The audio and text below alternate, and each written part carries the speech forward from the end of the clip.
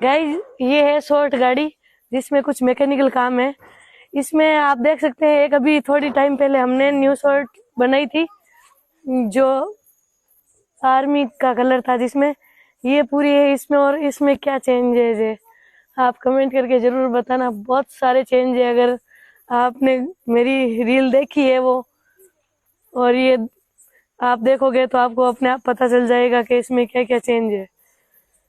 आपको ये गाड़ी बेस्ट लगी है या जो हमने अभी मॉडिफिकेशन करके चेंज बनाई थी आर्मी कलर में, वो ज्यादा पसंद है?